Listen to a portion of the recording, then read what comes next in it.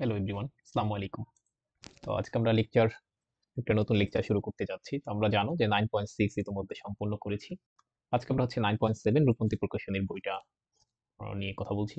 9.7 এর অধ্যায়টা টাইটেল বা শিরোনাম যদি আমি বলি সেটা হচ্ছে সাকসেসিভ ডিফারেন্সিয়েশন। তো এই বাংলা হচ্ছে পর্যায়ক্রমিক অন্তরজ। তো এটা কি এই জন্য আমি এটা বক্স করে রাখছি একটু বোঝানোর জন্য। তোমরা জানো আমরা যখন এই যে একটা বক্স ফার্স্ট বক্সের মধ্যে দেখতে পাচ্ছ আমি লাল কালি নিয়ে আসি। লাল কালির মধ্যে দেখতে পাচ্ছ যে y ইকুয়ালস টু হচ্ছে x স্কয়ার আছে। এখন আমি যদি ডিফারেন্সিয়েশন করি x এর সাপেক্ষে তখন অবশ্যই dy dx লিখে থাকি। তো এটাকে ডিফারেন্সিয়েশন করলে আমার আসবে হচ্ছে 2x। এটা তোমরা জানো যেহেতু আমরা 9.6 পর্যন্ত করে ফেলছি, সুতরাং এটা জানি। তো এই যে ডিফারেন্সিয়েশনটা দেখতে পাচ্ছ এই যে লাল কালি দিয়ে করছি, এটাকে বলা হয় কিভাবে পড়া হয় সেটা আমরা বুঝি যে y কে হচ্ছে x এর সাপেক্ষে আমি অন্তরজ করলাম, তাই কিনা? তাহলে এই যে ব্যাপারটা আছে যে dy dx, এটাকে বলা হবে কি বলছি y কে x এর সাপেক্ষে অন্তরীকরণ। আমি করলাম এই যে ব্যাপারটাকে, এটাকেই হচ্ছে আমরা ভিন্ন ওয়েতে প্রকাশ করতে পারি। একদম শর্টে মনে করো আমি y1 দেব, তাহলে এই y1 দ্বারাও বুঝাবে যে একবার ডিফারেন্সিয়েশন, ঠিক আছে? আবার y প্রাইম দ্বারাও বুঝাবে একবার ডিফারেন্সিয়েশন। তুমি যদি y প্রাইমও দাও তাহলেও বুঝাবে একবার ডিফারেন্সিয়েশন। এখন এই যে একবার ডিফারেন্সিয়েশনকে যদি আমি আবার ডিফারেন্সিয়েশন করি, দেখতে পাচ্ছ এই যে এখানে এটাকে রাখছি, একে আবার ডিফারেন্সিয়েশন করছি যে x এর সাপেক্ষে। করার ফলে আমি রেজাল্ট কি পাচ্ছি, এখানে 2 পাবো, কারণ আমি জানি কিন্তু যেহেতু আমরা 9.6 পর্যন্ত করে ফেলছি। আবার ডিফারেন্সিয়েশন করলাম, তার মানে কি হয়েছে, এবার দুইবার ডিফারেন্সিয়েশন করলাম। এই যে এই ব্যাপারটাকে একবার করছি, কিন্তু এই যে মেইন ব্যাপার যেটা আছে তাকে কিন্তু দুইবার ডিফারেন্সিয়েশন করছি, ঠিক আছে? তখন সেটাকে আমরা হচ্ছে প্রকাশ করি হচ্ছে d2y dx2 এভাবে পড়বো, নট d স্কয়ার y এভাবে পড়বো না, বরং d2y dx2 এভাবে পড়বো। তার মানে আমি এখান থেকে এটা থেকে বুঝতে পারছি হচ্ছে y কে x এর সাপেক্ষে আমি দুইবার ডিফারেন্সিয়েশন করেছি, যে এটা দ্বারা বোঝাবে যে তুমি y কে x এর সাপেক্ষে দুইবার ডিফারেন্সিয়েশন করেছো। তাহলে এটাকে আমি আবার শর্টকাটে কিভাবে লিখতে পারি বলে, এটাকে এভাবে তুমি y2 লিখতে পারো, অথবা y ডাবল প্রাইম লিখতে পারো, অথবা এই যে যেটা আছে এটা তো লিখতে পারো। এখন কথা হচ্ছে ম্যাথের ক্ষেত্রে আমি কোনটা ইউজ করব, এখানে এটা ইউজ করব, এটা ইউজ করব নাকি এটা ইউজ করব? বলছে তোমার ম্যাথে প্রমাণে তোমাকে বলে দিবে যে রূপে দিবে সেরকম রূপে লিখবা, ঠিক আছে? আমরা ম্যাথ দেখবো তাহলে বুঝতে পারবো। এই যে ঘটনাগুলো বলছিলাম এটাই হচ্ছে আমার সাকসেসিভ ডিফারেন্সিয়েশন। এখানে পর্যায়ক্রমিক অন্তরজ কি করলাম, কেন পর্যায়ক্রমিক বলছি, এর কারণ হচ্ছে y কে দেখো আমি একবার করলাম, তাকে আবার আরেকবার করলাম, এভাবে করতেছি করতেছি, এই কারণে এটার নাম হচ্ছে সাকসেসিভ। ঠিক আছে, আমি আশা রাখি তোমরা এই পর্যন্ত বুঝতে পেরেছো। এরপর আমরা নতুন কিছু শুরু করতে চাই। আচ্ছা, আমরা আমরা আহ, এবার কিছু ম্যাথ দেখতে চাই, এটাই হচ্ছে আমাদের এখানে বেসিক, এটুকু জানলেই হবে। মনে করো তোমার একটা এক্সাম্পল আছে, সাপোজ এটা হচ্ছে তোমার উদাহরণ 1। আমি এখানে এক্সারসাইজ নামে লিখি ex1। আচ্ছা, সেটা দেওয়া আছে হচ্ছে যে এরকম ব্যাপার আছে কি, y সমান 10, এখানে x টু দি পাওয়ার 7, এরকম নামক একটা ব্যাপার আছে। বলছে এর প্রথম দ্বিতীয় তৃতীয়, আমি যদি প্রশ্নটা লিখে দেখি এরকম, এর প্রথম দ্বিতীয় এবং হচ্ছে তৃতীয় অন্তরজ নির্ণয় করো, তৃতীয় অন্তরজ নির্ণয় করো, নির্ণয়। আচ্ছা, দেখো এর ওয়াই কে আমি প্রথম দ্বিতীয় তৃতীয় অন্তরজ নির্ণয় করবো, তাহলে আমরা প্রথমটা তো জানি। এখন কার সাপেক্ষে করব, এখানে কিন্তু বলে দেয় নাই কার সাপেক্ষে করবো, কিন্তু আমি তোমাদের 9.6 এর আগ পর্যন্ত যত ভিডিও করেছি সেখানে বলেছি যদি ইন্ডিপেন্ডেন্ট ভেরিয়েবল যে আছে তার সাপেক্ষে করবা। আবার বলছি যে কোনো কিছু, যে কোনো ধরনের জিনিস থাকুক সেখানে দেখতে হবে ইন্ডিপেন্ডেন্ট ভেরিয়েবল কে, তার সাপেক্ষে আমাকে করতে হবে, ঠিক আছে? তারপর যা চাইছে সেটা আমি পরে দেখবো, এটা হচ্ছে আমার কথা। তাহলে এখানে ইন্ডিপেন্ডেন্ট ভেরিয়েবল কিভাবে শনাক্তকরণ করা যায় সেটা আমি তোমাদেরকে বলছি, যে এখানে যদি আমি এক্স এর মান না দেই তাহলে কোনোদিন ওয়াই এর মান পাবো না, সুতরাং এক্স হচ্ছে আমার ইন্ডিপেন্ডেন্ট ভেরিয়েবল, সুতরাং আমি এক্স এর সাপেক্ষে করবো, তাহলে আমি এক্স এর সাপেক্ষে করলাম dy dx। আমরা জানি এখন উভয় পক্ষে আমি আসলে দিয়ে দিচ্ছি ব্যাপারটা। তো এভাবে বড় ভাবে করা লাগবে না, তুমি যেহেতু 9.6 পর্যন্ত পারো, কিন্তু তোমাকে হচ্ছে আরো শর্টকাটে করলেও হবে। তা আমরা এই 10 কনস্ট্যান্ট 10 হচ্ছে বের হয়ে যাবে, এরপর থাকবে হচ্ছে ddx x টু দি পাওয়ার 7। আমরা জানি এখানে x to the power n এর সূত্র পড়বে, তো x to the power n এর সূত্র করলে এখানে আসবে হচ্ছে n x to the power n minus 1, তাহলে সেই রকম ভাবে করছি, এখানে two the power n minus 1। তো এখানে পাইছি হচ্ছে 7, 7 গুণ হচ্ছে 10, আমরা পাবো হচ্ছে 70, এখানে থাকবে হচ্ছে 10 টু দি পাওয়ার 6। তাহলে এই যে ব্যাপারটা দেখতে পাচ্ছ, এই যে ব্যাপারটা এটাকেই বলা হবে একবার ডেরিভেটিভ, একবার করে ফেললাম, অর্থাৎ y এর প্রথম অন্তরজ আমি বের করে ফেললাম। এরপর y এর দ্বিতীয় অন্তরজ বের করার মানে কি, এই যে প্রথমকে আবার বলছি এই প্রথম অন্তরজকে আরেকবার ডেরিভেটিভ করাই হচ্ছে তোমার y এর দ্বিতীয় অন্তরজ।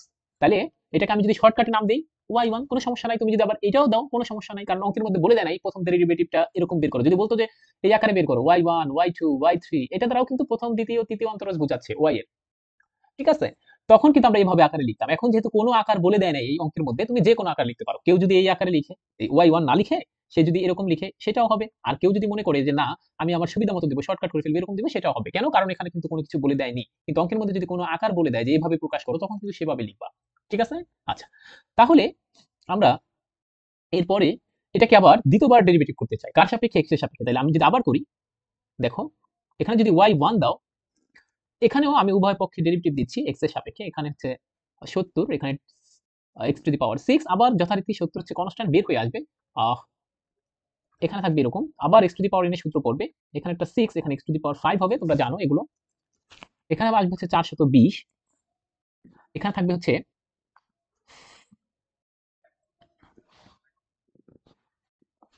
x টু দি পাওয়ার 5।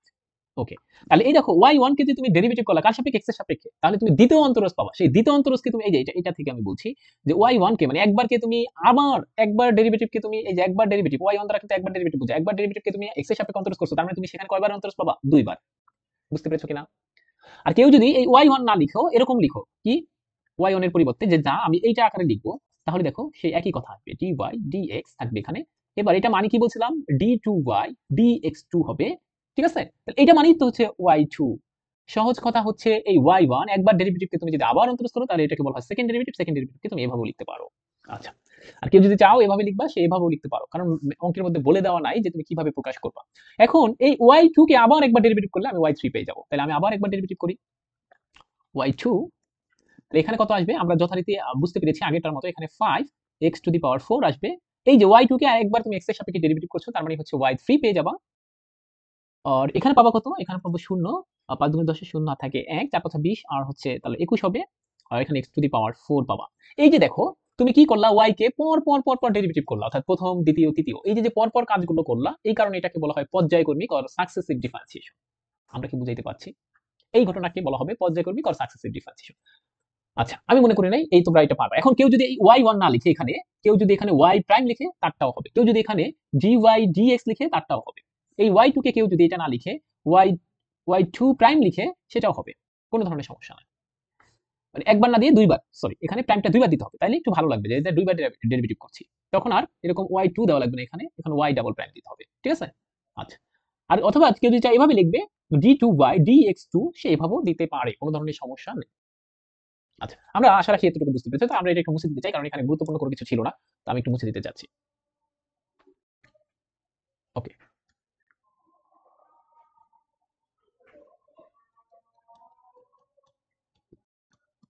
আচ্ছা, এরপর আমরা আর কিছু এক্সাম্পল করি, তাহলে বুঝতে পারবো। আহ, এটা হচ্ছে 2, আমরা করতে চাই y equals to ln x over x হলে দেখাও যে, কি দেখাতে বলছে? d2y dx2 2 ln x minus 3 over x cube. এবার দেখো, এবার আমি কিন্তু এখানে দেখেই বুঝতে পারছি এটা কি বলতে চাচ্ছে। আমার কিন্তু এতটুকু জ্ঞান থাকতে হবে যে এটা কি বলছে। এটা আমরা বুঝতে পারতাছি যে এই যে y বেটা, এই y বেটাকে দুইবার x এর সাপেক্ষে ডিফারেন্সিয়েশন বোঝাচ্ছে। সুতরাং তুমি চেষ্টা করবা এই ম্যাথ করতে গিয়ে সবসময় এরকম আকারে লিখতে। আমি এটাকে বুঝাতে পেরেছি? তুমি হুট করে এটা লিখবা না যে y2 শর্টকাট লিখবা না, কারণ অঙ্কের মধ্যে তোমাকে যেভাবে বলে দিয়েছি সেভাবে করাটা উত্তম বলে মনে করি। ঠিক আছে? আচ্ছা, তুমি y2 দিলে যে কেটে ফেলবে এরকম না, তবে অঙ্কের মধ্যে যেভাবে দিয়েছে সেভাবে করাটা উচিত। তাহলে আমি কি এবার থেকে এই নোটেশনটা ইউজ করব? কেন? আমার অঙ্কের মধ্যে এটা বলে দিয়েছে। তার মানে আমি y কে একবার ডেরিভেটিভ করব আগে। তাহলে একবার ডেরিভেটিভ কার সাপেক্ষে করব? x এর সাপেক্ষে, অবশ্যই। তো এখানে উভয় পক্ষে x এর সাপেক্ষে আমি করে দিচ্ছি ln x ওভার x। আমরা জানি এটা u বাই v এর ফর্মুলা পড়েছি, আমরা এরকম একটা ফর্মুলা পড়ে আসছি যে u বাই v, এই যে রেজাল্ট সেটা হচ্ছে v স্কয়ার, এখানে একটা v থাকবে, এখানে du dx, একটা মাইনাস v, সরি এখানে মাইনাস u, তারপর হচ্ছে এখানে আসবে dv dx। আমরা সেটা করতে চাচ্ছি। এখন u বাই v, একটু আমি একটু পরে কথা বলে আসছি। তো আমরা, দুঃখিত একটু কাজ ছিল, u বাই v এর ফর্মুলাটা এখানে ইউজ করতে চাই। আমি যদি ইউজ করি তখন আমি কি পাবো? অবশ্যই v স্কয়ার মানে x স্কয়ার, তারপর আমি পাবো এখানে হচ্ছে v মানে x, আমরা ddx of ln x minus, এখানে আসবে হচ্ছে ln x, তারপর এখানে v কে আমি হচ্ছে অন্তরীকরণ করব।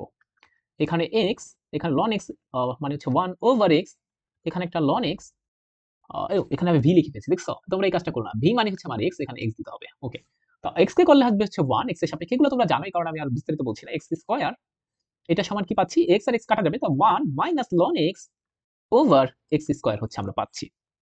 তাহলে এই যে y তার একবার ডেরিভেটিভ সেটা হচ্ছে আমরা প্রকাশ করব dy dx, সেটা সমান আমি কি পেলাম, পেলাম হচ্ছে 1 minus ln x over x square. তো আমি এটা একটু বক্স করে রাখতে চাই, সুন্দর, এগুলা আমরা দেখলেই বুঝতে পারবো। আর এই চ্যাপ্টারের ম্যাথগুলো তোমার জন্য সহজ, কারণ এগুলো তোমাকে প্রমাণ করতে বলবে এবং পরীক্ষায় এগুলো আসে।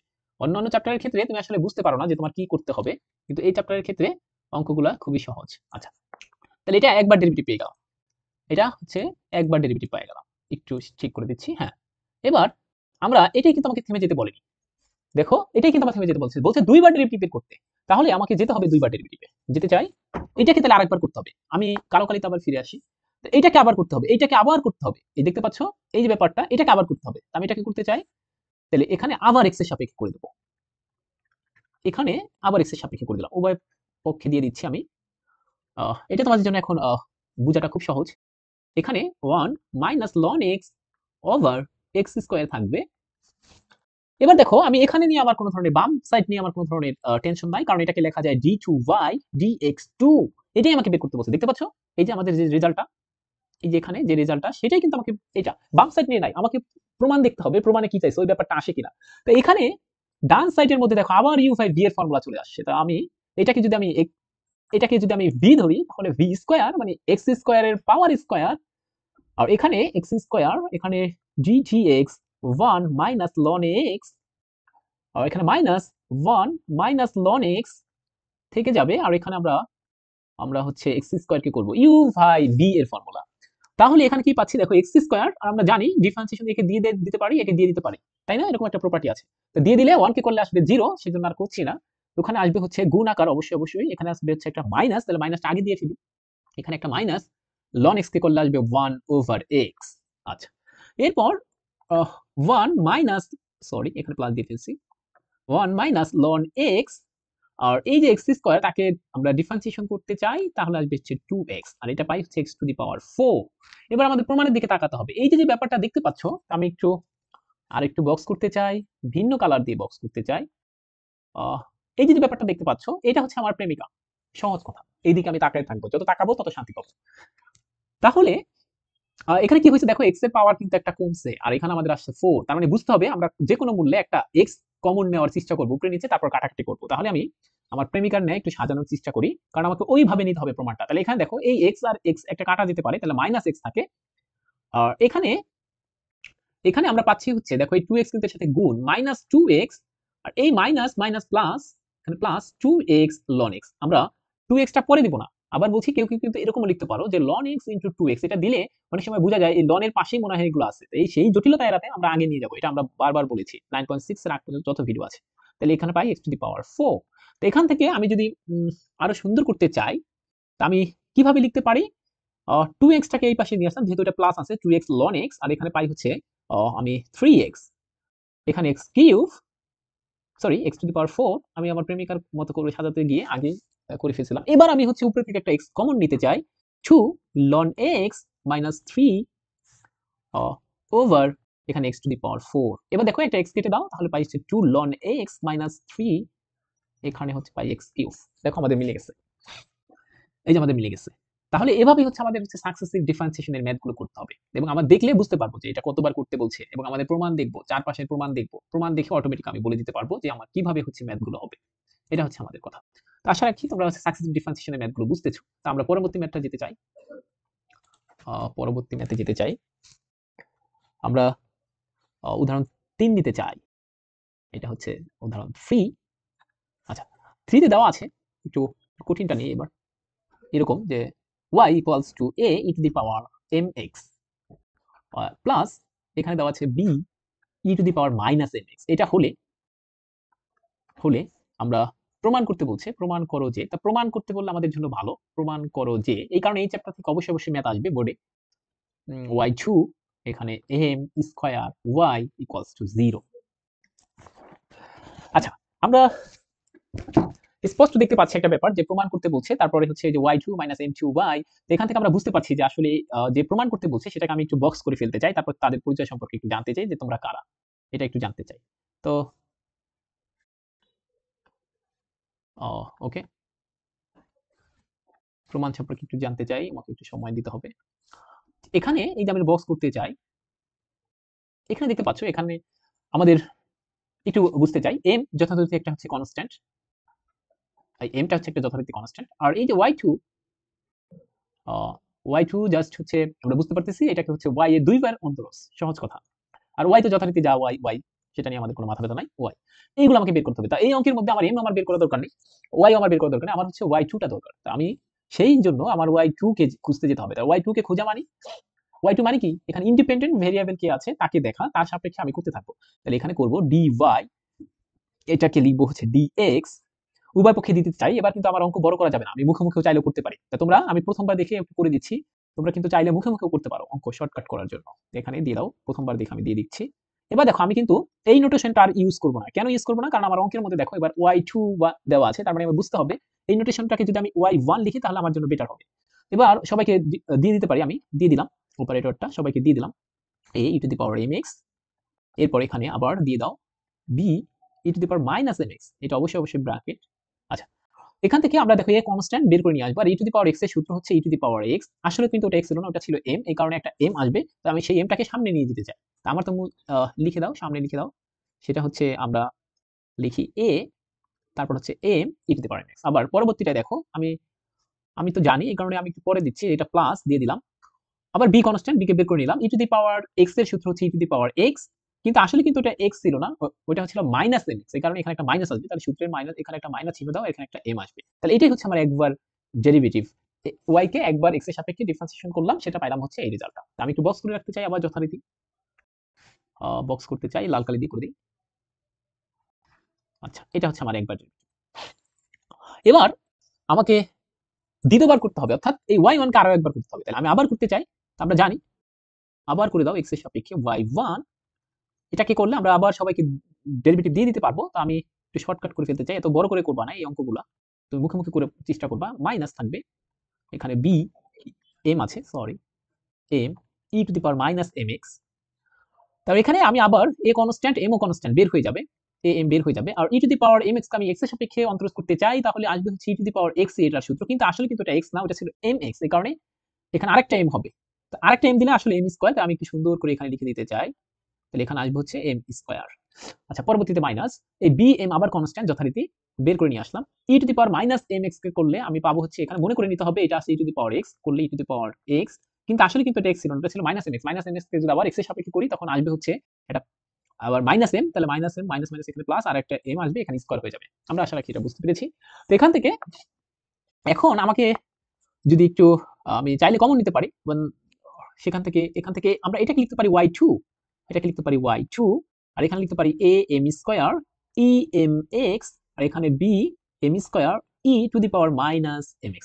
আচ্ছা, এবার আমরা হচ্ছে এখানে বসাতে চাই, এই যে এখানে বসাতে চাই, এই যে স্টার মার্ক দেখতেছো, সেটাতে আমি বসাই দেখতে চাই যে রাইট সাইড 0 আসে কিনা। তাহলে বসাও, এখানে দেখো লেফট হ্যান্ড সাইড কি পাচ্ছি আমি, সেটা পাচ্ছি হচ্ছে আমার y2 minus m square y, এটা ইকুয়ালস টু 0 আসে কিনা সেটা দেখতে চাই। তাহলে y2 এর মান কি পাইছি দেখো, a m স্কয়ার e⁻mx, আর এখানে plus b m square e⁻−mx, এখানে মাইনাস m স্কয়ার, y মানে কি জানো ছিল, দেখো y মানে কিন্তু ছিল উপরে, একদম উপরে, দেখো একদম প্রথমে a e⁻mx, b e⁻mx। আমরা দিতে চাই a e⁻mx plus b e⁻−mx, এটা হচ্ছে আমাদের y এর মান। এবার আমি এটাকে যথারীতি রাখতে চাই যেভাবে আছে সেভাবেই।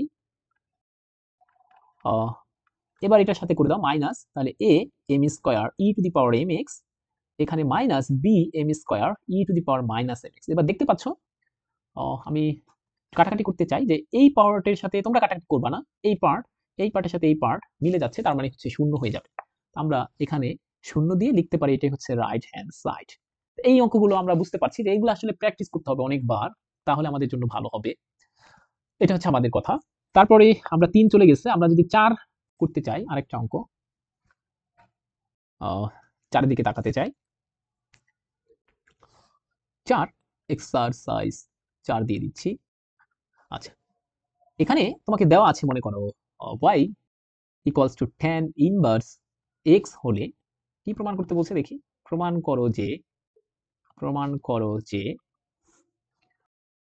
m2 মানে m2 বলতে m square x square minus 1, একটা ব্র্যাকেট আছে, এখানে একটা y2, এখানে m square x y1 minus y is equals to,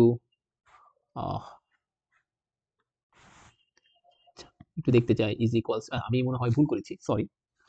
প্রমাণ করতে বলছে এই পার্ট না, সেটা একটা ভিন্ন অঙ্ক। প্রমাণ করো, যে কি প্রমাণ করতে বলছে?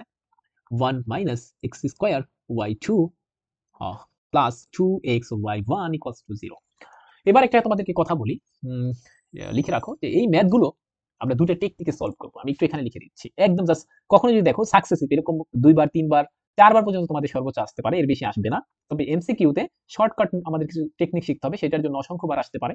আর এমসিকিউর জন্য আমাদের 3বার সর্বোচ্চ পরিমাণ আসে বেশিরভাগ, অথবা 4বার আসতে পারে, এর বেশি আসবে না, 4বার ডিফারেন্সিয়েশন আসতে পারে। এরকম সাকসেসিভ ডিফারেন্সিয়েশন তুমি যদি দেখতে চাও, মানে দেখো কখনো যে সাকসেসিভ ডিফারেন্সিয়েশন আছে, আমরা ম্যাথগুলো দুইটা টেকনিকে করব। ডিফারেন্সিয়েশন আছে, তখন আমরা ম্যাথগুলো দুইটা টেকনিকে করবো। তাই এটা একটু গুরুত্বপূর্ণ কথা, যদি এটা আমি আগে বললে আর তোমাদের জন্য ভালো হইতো, তো এখনই বলে দিচ্ছি, এটা আগে বললে ভালো হইতো।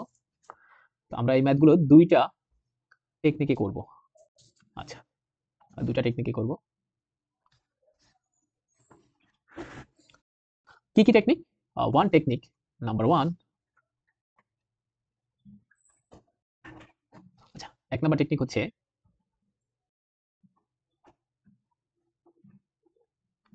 এক নাম্বার টেকনিক লিখে রাখো এখানে।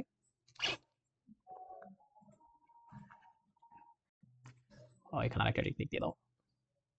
আচ্ছা, এবার আমি লিখছি, সেটা কি?